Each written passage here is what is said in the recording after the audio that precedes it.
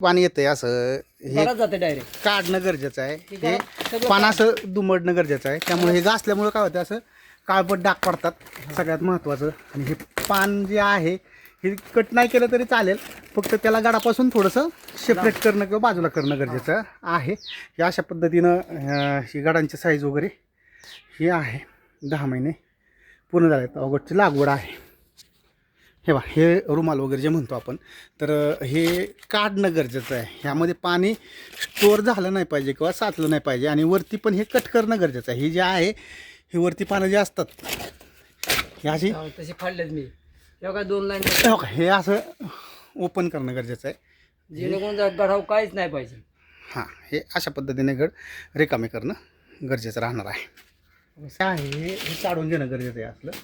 आता हे पावसामुळे काय होतं, हे खराब होतात, गड काळे पडतात. आणि हे पान हे असं मोकळं राखायचं सगळ्यात महत्त्वाचं. आणि 10 महिने हे पूर्ण झालेले आहेत. गडामध्ये जर विचार करा फण्यांचा 1 2 3 4 5 6 6 12 फण्या आहेत. 12 फण्यांचं वजन हे कमीत कमी आत्ताच्या कंडिशनला 45-40 किलोच्या पुढं जात आहे ॲव्हरेजली. हे बा, हे समोरचे गड पण तसेच आहेत, फक्त त्यांची पानं वगैरे काढणं गरजेचं आहे. तेव्हा हे बघा, हे अशी पानं जी आहेत ती खाली दुमडणं महत्त्वाचं. आणि ते तसं जी रुमाल जी म्हणतो किंवा जी वाळलेली पानं आहेत किडीची ती काढणं गरजेचं आहे. आणि गड असा रिकामा ठेवला तर त्याला सूर्यप्रकाश वगैरे व्यवस्थित मिळेल. सगळ्यात महत्त्वाचं पाणी साचणार नाही आहे. आणि इतर जे बॅक्टेरियल किंवा फंगल अटॅक होतात ते होणार नाही आहेत. हे सगळ्यात महत्त्वाचं आहे. कारण ती जर काळजी घेतली आपण तर प्रॉपरली आपल्याला गडांचं वेट व्यवस्थित मिळणार आहे.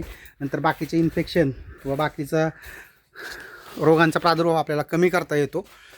त्यासाठीचा हा व्हिडिओ आहे. यामध्ये कीटकनाशक, दुसरी गोष्ट त्यानंतरनं तुम्ही इथं एक टॉनिक, आणि दुसरी गोष्ट बाकीचं न्यूट्रिशन हे तुमचं ड्रिप ॲप्लिकेशन होणं गरजेचं आहे. ही साईज हे गड आहे, हे अशी साईज आपल्याला मिळते. म्हणजे प्रॉपरली तुमचं न्यूट्रिशन वगैरे व्यवस्थित असेल तर ही साईज वगैरे सगळी अशी मिळते. ही पण गड बघा तुम्ही, एकच नाही सिलेक्टिव्ह गड नाही दाखवत, शेजारी शेजारी एकाच शेजारी गड आहेत. आणि ही फाण्यांची संख्या म्हणणार 1 2 3 4 5 5 दुने 10 आणि खालचे 11. म्हणजे एक्सपोर्टच्या हिशोबानं जो पाहिजे आपल्याला क्वालिटी. इकडे पण जर पाहिलं तुम्ही इकडे पण पाहू शकता, ही दोन्ही गड आहेत. तर ही अशी साईज वगैरे आहे.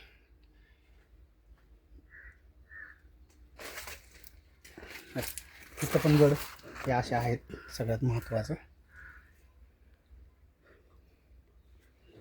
गड सरसकट. आणि फण्यांमध्ये किडीची संख्या म्हणाल तर ते तुम्हाला मोजून दाखवतो. सगळ्यात महत्त्वाचं 1 2 3 4 5 6 7 8 9 10 11 12 12 2 24. म्हणजे 2 डझनची एक फणी आहे. इथं पण आहे, इथं खाली पण आहे. 1 2 3 4 5 6 7 8 9 18.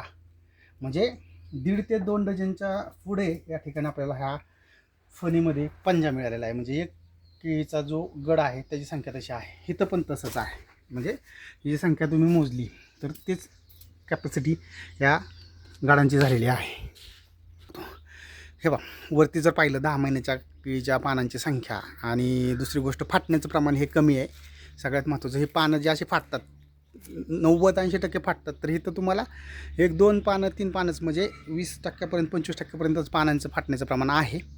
हे सगळ्यात महत्त्वाचं आहे. पानं नाही फाटली तर तुमचं क्लोरोफिल चांगलं राहतं. आणि क्लोरोफिल चांगलं राहील तर तुमची पिकं चांगल्या पद्धतीने अन्नद्रव्य निर्माण करून पोषण हे झाडांचं चांगलं मिळतं आपल्याला. हे बा, हे पानं अशी दुमडणं हे सगळ्यात महत्त्वाचं आहे. असं करून घेणं, तोडायची गरज नाही. टॉप टू बॉटम म्हणजे खालच्या बुंद्यापासून शेंड्यापर्यंत पानं जे आहेत ती एकदम व्यवस्थित हिरवीगार आहेत. ही पानं आपल्याला मिळणं गरजेचं राहतं. सगळ्यात महत्त्वाचं हे असे दाबून घेणं गरजेचं आहे. असे सोडून द्यायचे खाली आणि ही रिकामं करणं सगळ्यात महत्त्वाचं.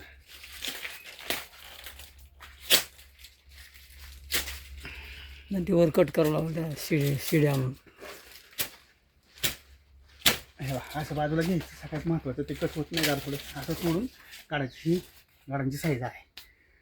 इकडे जर बघितलं तुम्ही, हे पण तुम्हाला सुपर क्वालिटी ज्याला म्हणतो आपण बना, एक्सपोर्टच्या हिशोबाचं सगळं काम होतं आपलं. आणि एक्सपोर्टसाठीचे हे गड अशा पद्धतीने आपल्याला मिळालेले आहेत. सगळ्यात महत्त्वाचं आणि सगळ्यात महत्त्वाचं हे जे आहेत काका, हे इथं सगळं न्यूट्रिशन मॅनेजमेंट म्हणजे जे काही सांगतो स्प्रे शेड्यूल वगैरे हे करत असतात. सगळ्यात महत्त्वाचं ही जे असं गुंतलेलं आहे किंवा पानं आहेत ही बाजूला सारणं किंवा असं हे करून घेणं गरजेचं आहे.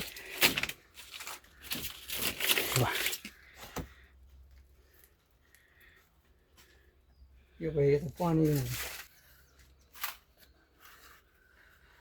पाणी तेव्हा ही जे गड आहेत ते असे रिकामे करणं गरजेचं आहे.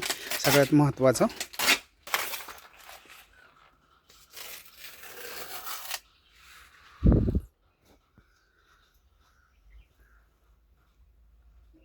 कुठं ती गाडीने असं वाढताना हिस स्प्रे मारलं लगेच फरक पडतो.